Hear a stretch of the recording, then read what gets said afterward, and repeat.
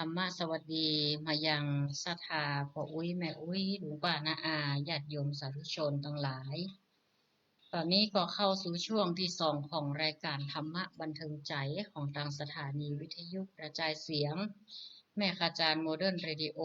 FM 94.50 เมกะเฮิรตซ์ทดลองประกอบกิจการในประเภทกิจการทางธุรกิจออกอากาศหน้าอาคารเลขที่102หมู่ที่6บ้านสัน103หมู่6บ้านสันมนาตำบลแม่เจดีย์อำเภอเวียงป่าเป้าจังหวัดเชียงรายและลิงก์สัญญาณปฏิ98.75 เมกะเฮิรตซ์วัดห้วยตองซักเรดิโออำเภอจอมทองจังหวัดเชียงใหม่ในรายการธรรมะบันเทิงใจในช่วงที่2ของรายการธรรมะบันเทิงใจช่วง2ของการแสดงพระธรรมเทศนาพื้นเมืองเรื่องนางมากเป้าผูกท่อนเก่าก็โจ๊กไปเนาะจะได้สรุปเพื่อศรัทธาญาติโยมได้ฟังอีกครั้งหนึ่งเท้าความตั้งแต่ต้นผูกปีแล้วมาก็จะได้เข้าใจง่ายยิ่งขึ้นซึ่งอาตมาภาพได้มาเทศน์วันจันทร์วันนี้ปกติจะเทศน์วันอังคารจะได้หายนะศรัทธาหลายท่านก็ยังสงสัยว่าจะได้เทศน์วันนี้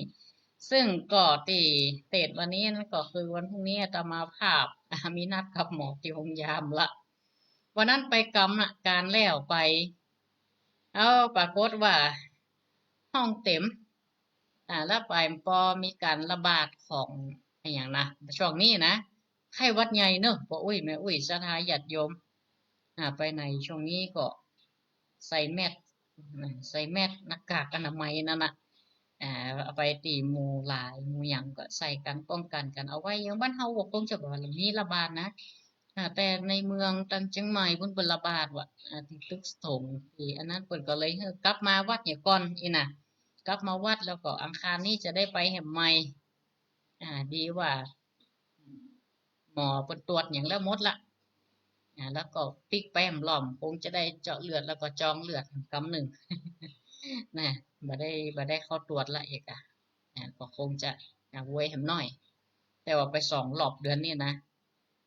เปิ่นบ่คือพักเตือเพราะมันอันตรายจากไข้หวัดใหญ่โดยหลายอย่างหลายอันเนาะก็ปิกมาวันการแล้วก็ได้วัคซีนไข้หวัดใหญ่มาเข็มอะกะ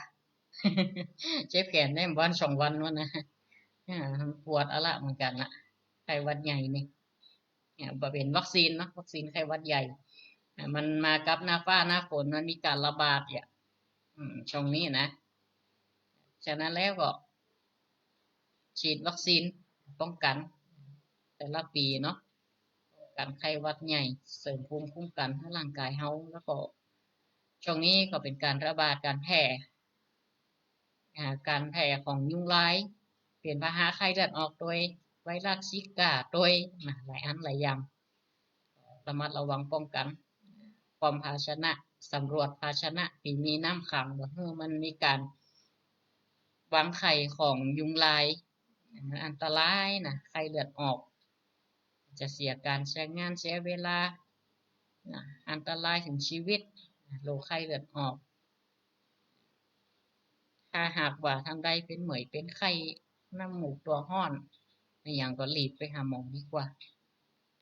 ก็อาตมาภาพก็เลยเอาทำมาเทศน์วันเนี้ย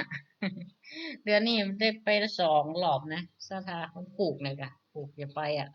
ก็เลยเทศน์ตอนนี้ไปก่อนโอ้แถมเรื่องหนึ่งนี่สำคัญเนอะแจ้งบอกบุญกับศรัทธาญาติโยมเฮาทุกท่านแจ้งบอกบุญกับคณะศรัทธาญาติโยมเฮาขึ้นสีขาวเฮาก็เป็นงานประจำปีของคณะสงฆ์อำเภอเวียงป่าเป้าร่วมกับอำเภอเวียงป่าเป้าก็ได้จัดกิจกรรมประเพณีการลอเทียนพรรษาประจำปี 2569 ที่วัดปะงิ้ววันที่23 กรกฎาคม 2569 ตรงกับวันพฤหัสบดีก็อุ้ยแม่อุ้ยเฮาญาติโยมศรัทธาปู่ป้าน้าอาละเอกละอ่อนท่านทั้งหลายไปร่วมกิจกรรมกับทางคณะสงฆ์อำเภอเวียงป่าเป้าร่วมกับอำเภอเวียงป่าเป้าได้จัดกิจกรรมประเพณีหล่อเทียนพรรษา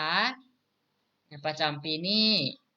ขอเชิญชวนศรัทธาเฮาพุทธศาสนิกชนร่วมพิธีหล่อเทียนวันที่23กรกฎาคมเวลา13 นาฬิกาเป็นต้นไปก็คือบ่ายโมงเขาก็ไปพร้อมกันสักกินข้าวน้ำข้าวตอนจำลำแล้วก็ไปห่วมกันเนอะศรัทธาญาติโยมเฮาก็สามารถที่จะเดินทางไปร่วมตั้งแต่เที่ยงไปเนาะรอเทียนพรรษาตามกำหนดการท่านได้มีเจตนาจะร่วมบุญตั้งลงทานน้ำดื่มอาหารว่างเป็นลงทานน้ำดื่มหรืออาหารว่างมาบริการกันในงานน้ำดื่มนี่ก็ตึงสำหรับพระสงฆ์โดยศรัทธาญาติโยมเฮาโดยแล้วก็อาหารว่างต่างๆที่ศรัทธาญาติโยมเฮาบริการซึ่งกันและกันก็ไปร่วมตั้งลงทานกันได้ก็ลงทานไปร่วมและก็ร่วมทำบุญถวายเทียนธูปที่จะถวายแต่ละวัดจำนวน59วัดด้วยกันชุดละ199 บาทเนอะ199 บาทที่วัดปะงิ้วติดต่อได้เลยที่วัดปะงิ้วเตรียมปัจจัยไปวันงานก็ได้ใครสะดวกไปก่อนก็ไปก็ได้หรือว่าแจ้งที่ท่านเจ้าอาวาสแต่ละวัดให้เปิดประสานให้ก็ได้ว่าอีแม่อีป่อหรือว่าโยมปี่โยมแม่เขาจะห่วมเป็นถูกเตียนที่เปิดจะจุดทำวัดทำวาสวดมนต์ภาวนาในแต่ละวัดจำนวน59วัดที่จะถวายวันที่23ที่เขาจะไปหล่อเทียนกันเนี่ยก็ชุดละ199 บาท59วัดด้วยกันแล้วก็แสดงความจำนงความประสงค์ได้เนอะแสดงความจำนงกันได้เจตนาศรัทธาญาติโยมเฮาเปิ่นว่าฮื้ออาหารชื่อว่าฮื้อพละกำลังฮื้อแสงสว่างเป็นการชื่อว่าฮื้อทิพยจักษุจะได้ดวงตาเห็นธรรมได้ง่ายจะได้หู้แจ้งแทงทะลุในธรรมทั้งหลายมีปัญญาในการเอาแสงสว่างถวายเป็นทานอานิสงส์แรกๆนั่นคือพระสงฆ์ได้ใจแน่นอนจุติธรรมวัดสวดมนต์นำศรัทธาญาติโยมจำศีลกินทานในช่วงเข้าพรรษาจุดถวายเป็นพุทธบูชาธรรมบูชาสังฆบูชาเปรียบเสมือนกันต่อดวงประทีปต่อดวงปัญญาสวดมนต์ทำวัดทำกิจของสงฆ์ชุดละ199 บาทจำนวน59วัดแจ้งความประสงค์เนอะท่านเจ้าวัดแต่ละวัดก็ได้นะในเขตอำเภอเวียงป่าเป้าของนี่เพื่อเปิดประสานเพื่อก็ได้หรือว่าศรัทธาเตรียมปัจจัยไปวันงานเลยก็ได้ไปแจ้งเลยแม่พ่อโยมปี่โยมแม่ศรัทธาจะเอาจำนวนชุดกา2 ชุดกาเป็นเจ้าภาพก็ไปเตรียมไปนะเราจะได้ถวายวันนั้นเลยจะมีพิธีการรอเทียนพรรษาโดยหรือว่าติดต่อท่านเจ้าอาวาสวัดปะงิ้วหรือท่านเลขาเจ้าคณะอำเภอเวียงป่าเป้าเบอร์โทรศัพท์ติดต่อเนอะไปมีปากกาเตรียมปากกาจดเบอร์โทรศัพท์จะติดต่อที่แม่จะเป็นเจ้าภาพกาแล้วก็เบอร์โทรศัพท์ท่านเจ้าอาวาสวัดปะงิ้วเบอร์โทรศัพท์085 029 7204ย้ำอีกครั้งหนึ่งเนอะ085 029 7204ท่านใดมีเจตนาเป็นจะเอาลงทางน้ำดื่มอาหารว่างหรือเป็นเจ้าภาพถวายถูกเตียนที่จะถวายแต่ละวัดไปจุดตามภาวนาในวัดในวาจำนวน59วัดชุดละ199แจ้งความประสงค์กันได้เนอะแจ้งความประสงค์ได้ก็ฝากบอกบุญศรัทธาญาติโยมอำเภอเวียงป่าเป้าขึ้นสีขาวตลอดถึงศรัทธาที่ได้ติดตามรับฟังอยู่ในคณะนี้โดยประชาสัมพันธ์งานประจำปีของคณะสงฆ์ร่วมกับอำเภอเวียงป่าเป้าพิธีประเพณีหล่อเทียนพรรษา ของวัดดอนจันนี่จะรอ2 รอบ รอเป็นกิจกรรมวันที่24พุ่นน่ะวันที่24กับวันที่2824กับ28จะมา2 วัน24 27 2824 27 28วัดดอนจันใครมีโอกาสเวลาก็แวะมารอได้เนอะก็จะรอไปเรื่อยๆตึกวันที่28นั่นล่ะวันที่29จะถวายไหว้วัดแล้วก็แฮมเล่มหนึ่งก็จะไปถวายที่ใดก็จะได้ตกลงกับศรัทธาเขาแฮมกำหนึ่งแต่บ่ได้ลืมตีอำเภอเวียงปะเป้าเฮานี่วันผูกวันเฮอวันที่23นี้เน้อไปร่วมกันนักหลายๆอุ้ยไม่อุ้ยศรัทธาญาติโยมเฮามาถึงพระธรรมเทศนาชาดกเรื่องนางมากเป้าผูกปีเก้า ก็ต้องขออภัยกับตีได้ติดตามต่างไลฟ์สดต่าง Facebook โดยช่วงแรกนั้นโน้ตบุ๊กมันหมุนอัปเดตรายการก็เลยบ่ได้ถ่ายทอดสดตั้งแต่ช่วงแรกอ่าแต่ถ้าท่านใดติดตามตามวิทยุนี่สบายมากนะสบายมากตามปกติแต่ถ้าติดตามทางเฟซนี่ช่วงแรกหายเพราะว่ามันอัพไปอย่างหู้นะอัพโปรแกรมอัพอย่างมันหูเวินกำลังหามาแล้วนี่ตามช่วงที่2ซึ่งลำดับพระธรรมเทศนาตั้งแต่เล่าตั้งแต่เก้ามาตอนนี้ก็เจ้าสุทัศนานั่นปู่ปีแปดนั่นก็ได้ลูกสาวนางสมะมุขีอีกอะเนาะซึ่งเป็นลูกสาวพญายักษ์ลูกสาวพญายักษ์ที่อยู่บนดอยปะพัตตาเนาะตอนนี้ก็มีเมียอีก2 คนนะป้ากันเข้าป่าเข้าดอยแล้วนะพระโพธิสัตว์นี่ต้องอยู่สร้างบำเพ็ญบารมีหรอกจะอยู่ติดโยมบ่ได้ จะต้องเดิน จะต้องสร้างกุศลจะติดสบายมันได้สังเกตพระโพธิสัตว์เวลาเกิดมานี่นะจะต้องมีอุปสรรคหรอกอุปสรรคคือปัญหาชนะปัญหาถึงจะได้เกิดปัญญาเป็นญาบารมีเปิดแต่ก็สั่งสมมาก็เหมือนกันก็อยู่ในเมืองก็รู้สึกกายเบื่อหน่ายปกครองบ้านปกครองเมืองก็เลยเอาตังเอายกน้องของนางสมามุขีอะเนาะแต่งงานกับปุโรหิตลูกของปุโรหิตปกครองบ้านเมืองแตนแล้วก็เข้าป่าไปเห็นมาถึงพระธรรมเทศนาผูกนี่เนาะสรุปสั้นๆว่าทั้ง3กษัตริย์ทั้ง3แล้วนะ3กษัตริย์คือเจ้าสุทัศนานางสามามุขีและนางนาฬิกามักเป้าก็ปากันย่างไปตามเขาแพะเข้าป่าไปก็ทั้ง2นางก็มันนั่งอยู่ต้นไม้เฟยหนาอันมีพร่ำพร้อมมีตังผ้าห่มผ้าหมอนอย่างสะปะสะเป็ด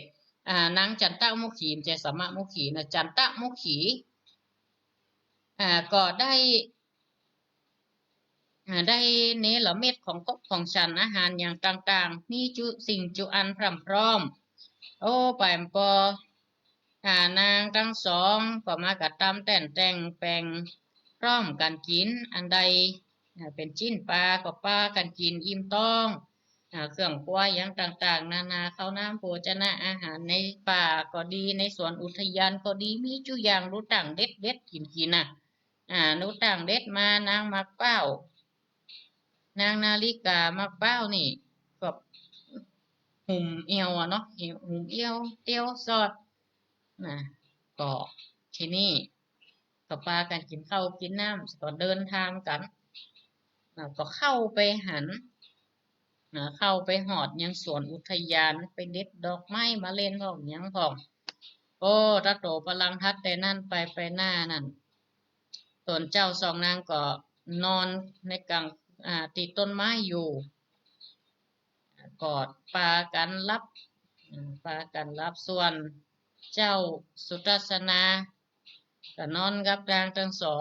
2แล้วก็เปิ่นก็ได้พรรณนาถึงว่าวันหนึ่งนั่นมันจะเป็นเจ้าบ้านหมู่เจ้าบ้านหรือว่าหมู่ทหารอย่างต่างๆได้นำความไปบอกซึ่งก็คือสาวกของพญายักษ์จากเมืองยักษ์หนีมาปะเมืองยักษ์แห่งละเข้าไปพอสวนก็หอบมายังตนแห่งเจ้า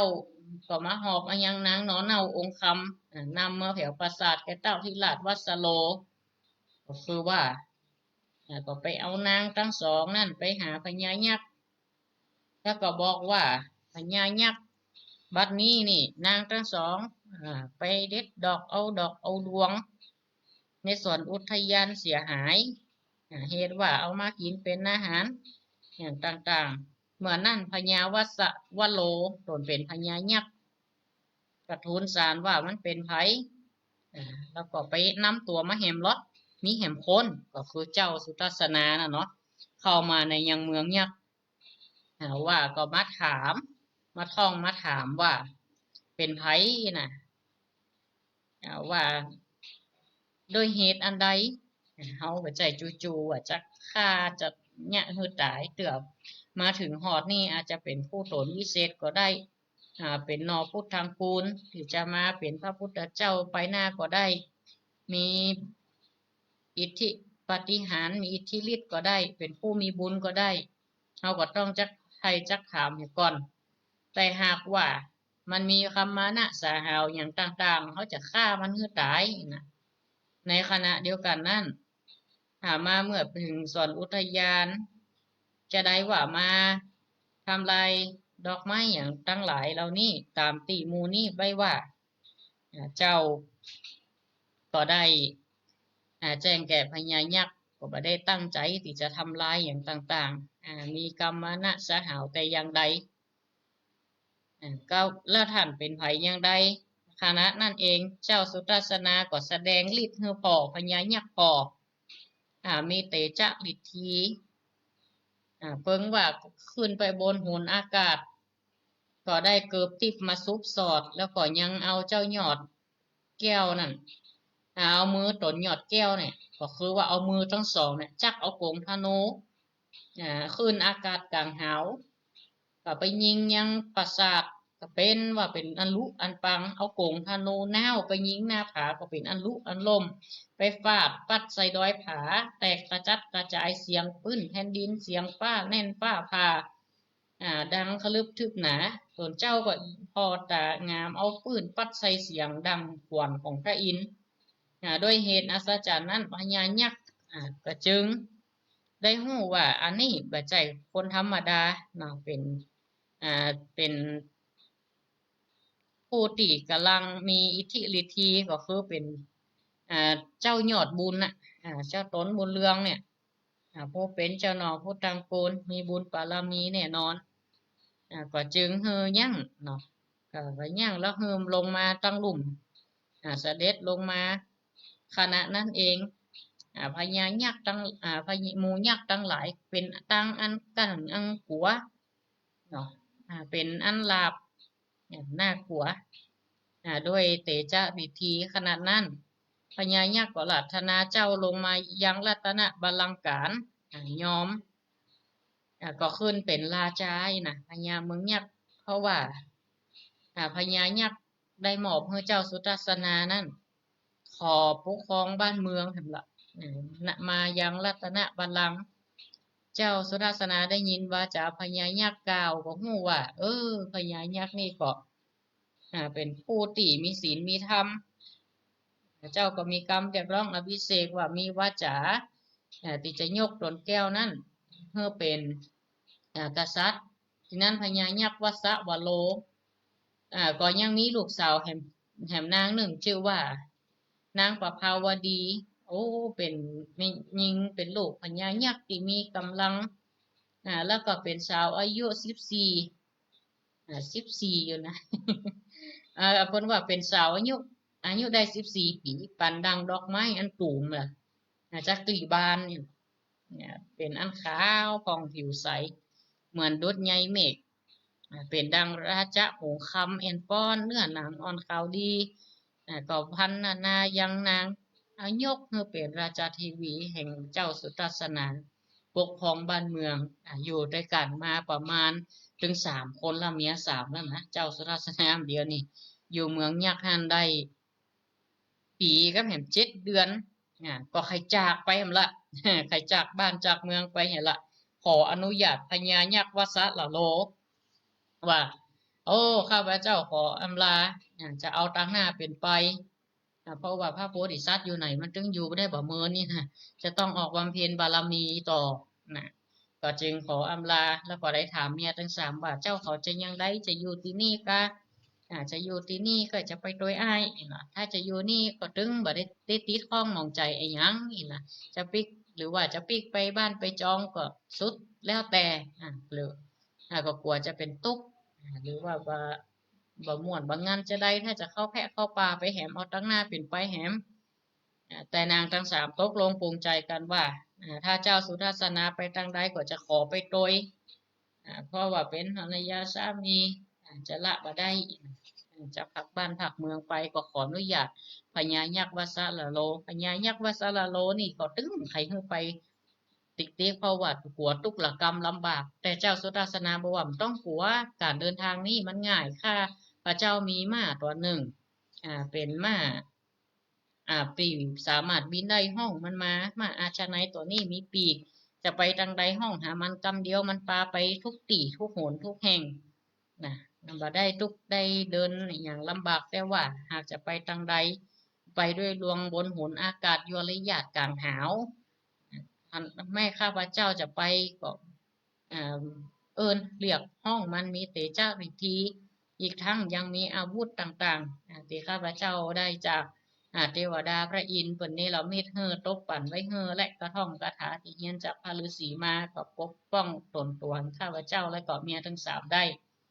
พญายักษ์ตนปอก็ได้แจ้งแห่งลูกแก้วแห่งลูกของตัวเก่าก็หลวดเปิงใจอันก็ได้โป่งวางให้ธรรมเทศนาก็มีเพียงเท่านี้ผูกติเก่าเจ้าสุทัศนาออกจากเมืองยักษ์ไปสู่เมืองยักษ์อยู่ได้เมืองยักษ์นี่ของพญาวสารโลได้เหี่ย7 ปี1 ปีก็7 เดือนกว่าจะเดินทางละจะเป็นจะได้ต่อพร้อมกับเมียม3 คนจะเข้าแพะเข้าป่ากันต่อไปทางใดต่อก็ติดตามผูกต่อไปตอนนี้ก็จะได้เปิดสายสนทนาหน้าใหม่อู้จากับสหายญาติโยมเนอะเห็นบักกี่นาทีเนาะตอนนี้19:53 นาทีละ09634580260963458026โทรตะกี้รู้สึกว่ามีหลายสายนะโทรศัพท์เข้ามาบัดตามได้รับสักกรรมเมาสรุปทำฮือสถาได้ฟังตอนนี้โทรศัพท์เข้ามาได้เนอะโทรกันตั้งใดจากที่ไหนตอนนี้จะเปิดสายหน้าใหม่ละเจริญปอนแม่อุ้ยเงินว่าจะได้เป็นยังไงพ่องชัดเจนเนาะวังเหนือบ้านอย่างก็แม่อุ้ยเงินบ้านอย่างก็บ้านฉันต่ออืมสมัครบัตรสวัสดิการทานก็โอ้รวยแล้วกะอันไปรวยอย่างต้องรวยแล้วกะเปิ่นมือนี่แต่ระบบมันยุ่งเนาะ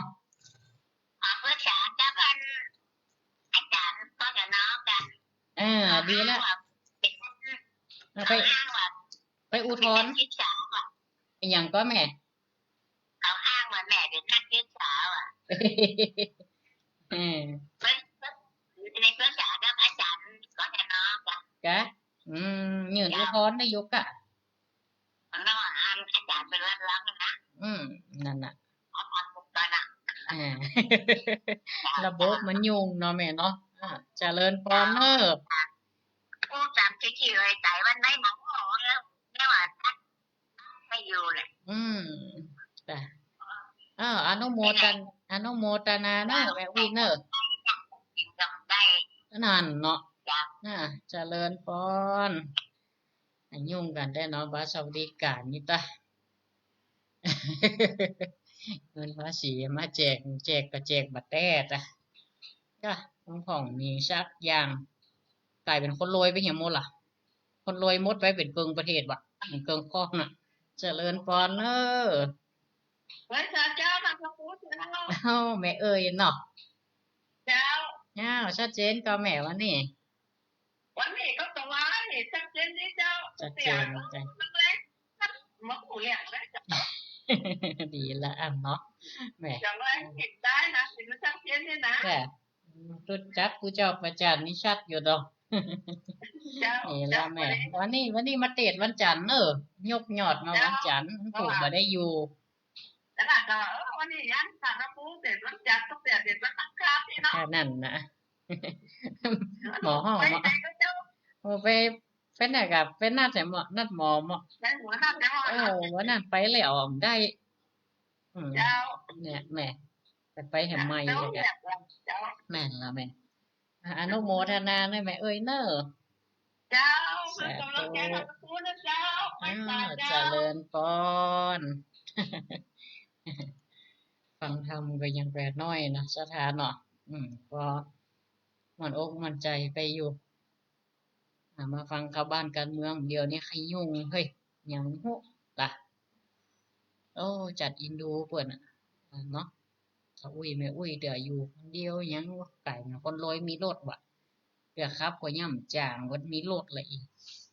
ระบบมันผิดพลาดนะต้องไปยื่นอุทธรณ์ไปโอ้สปะว่าจะได้ของเขาตะ ถึงมันถึงว่าอัตตาหิอัตโนนาโถตัวเก่าเป็นอันดับแรกแต่นะเตือเปินก็หวังอะเนาะสถาเนาะสวัสดิการต่างประเทศเปิ่นมีเงินเดือนขึ้นนักนะอย่างคนเฒ่าคนแก่เปิ่นปล่อยออกไปแอวตั้งนอกนี่เฮามีเงินเดือนกินสบายอันเนี้ยจะเลือกหยังก็พิจารณากันดีๆเจริญพรอ่านบ่สาธุไปแอวจังใหม่ละโยมปอกเออไปนัดหมอแม่นละก็เลยแจ้งเน็ตลักไงมันไก่หันก้าคนนัดมันนัดเจียน่ะยุ่งอันใดก็ดีอันใดนะบอก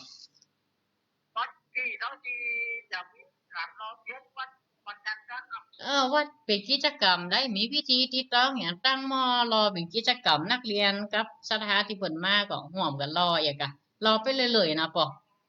อืม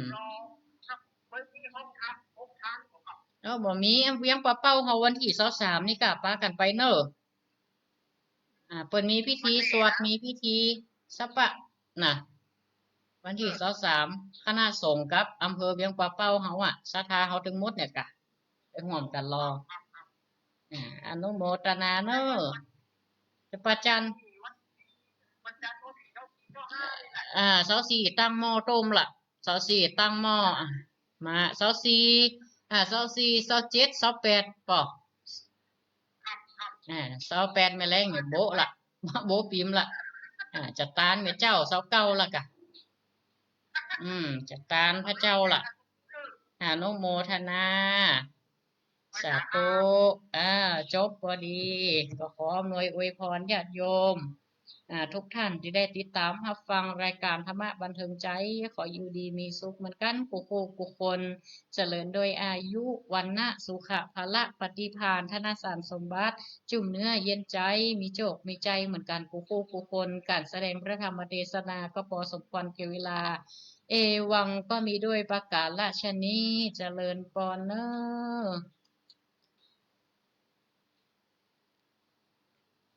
สำหรับศรัทธาญาติโยมประชาสัมพันธ์อีกครั้งหนึ่งที่ได้ติดตามรับฟังรายการธรรมะบันเทิงใจต่างไลฟ์สดตามเฟซบุ๊กอยู่ณขณะนี้ก็รวดขอประชาสัมพันธ์อีกครั้งหนึ่งคณะสงฆ์อำเภอเวียงป่าเป้าร่วมกับอำเภอเวียงป่าเป้าขอเชิญร่วมงานประเพณีหล่อเทียนพรรษาประจำปีเนี่ย 2569 ที่วัดไปงิ้วเนาะวันที่23กรกฎาคมตั้งแต่เวลาเที่ยงเป็นต้นไปนะเขาก็เดินทางสักเที่ยงกินข้าวน้ำข้าวตอนแล้วก็ไปร่วมกันเนาะพิธีก็จะเริ่มตั้งแต่เวลา 13 นาฬิกาหรือบ่ายโมงบ่ายโมงก็แจ้งประชาสัมพันธ์ร่วมตั้งโรงทานน้ำดื่มแล้วก็อาหารว่างน้ำดื่มก็เป็นน้ำดื่มน้ำกินน้ำปานะนี่กะเนาะอาหารว่างบริการศรัทธาญาติโยมเฮาหรือว่าท่านใดมีเจตนาเปิดให้ร่วมบุญถวายเทียนธูปที่จะถวายแต่ละวัดเพื่อจุดท ำวัดสวดมนต์แต่ละวัดซึ่งวัดในอำเภอเวียงปะเป้าของเรา59 วัด59 วัดหรือว่าชุดละ199 บาทติดต่อติดต่อรับร่วมเป็นเจ้าภาพที่ท่านเจ้าวาดวัดปะงิ้วเบอร์โทรศัพท์0850297204หรือไปโดยศรัทธาที่วัดปะงิ้วเลยก็ได้ที่วันงานก็ได้เนาะไปแจ้งความประสงค์หรือวัดใกล้บ้านศรัทธา ศรัทธาจะเป็นศรัทธาวัดไหนไปหาท่านเจ้าวาดให้เปิ่นประสานเนาะก็ได้สำหรับวัดดอนจันทร์เป็นนี่ถ้าหากว่าศรัทธาผ่านไปผ่านมาหรือว่าจะมาห่วมรอเตียนห่วมบุญกัน ก็จะตั้งหม้อเริ่มตั้งแต่วันที่24เพราะว่าไม่ง่ายนะเทศบาลก็จะมาเนาะแล้วก็เม็ดตอนเอา4 เม็ดตอนนี่24 เม็ดตอนก่อนนักเรียนก็จะมาแล้วก็วันที่27ก่อนนักเรียนแหมหมู่นักเรียนหมู่หยังศรัทธาที่เปิ่นมาห่วมถวายเตียนเป็นคณะก็จะได้ห่วมรอตัวเป็นกิจกรรมตัวแล้วก็วันสุดท้ายวันปิดจอบก็คือวันที่28วันละวันที่28นี่วันเป็นวันอันนี้กะเฉลิมพระชนมพรรษารัชกาลที่10เฮานี่กะจะได้เปิดให้ศรัทธาแล้วก็เขาจะแกะพิมพ์ถวายไว้ที่วัดจุดตามส่องพระเจ้าวันเข้าพรรษาพอดีเลยที่วัดเฮาเล่มหนึ่งแล้วก็หรือกู้หนึ่งคู่แล้วก็ที่เหลือก็จะไปถวายที่อื่นก็จะจนศรัทธาเขาไปถวายอยู่เนาะแล้วก็ขอประชาสัมพันธ์ไว้เพียงเท่านี้เนอะก็ขอเจริญพรทุกท่านที่ได้ติดตามรายการธรรมะบันเทิงใจมาโดยตลอดก็ขอกดไลค์กดแชร์ ส่งต่อกันโดยผิดพลาดประการใดก็ต้องขอสุมาอภัยณโอกาสนี้เจริญพร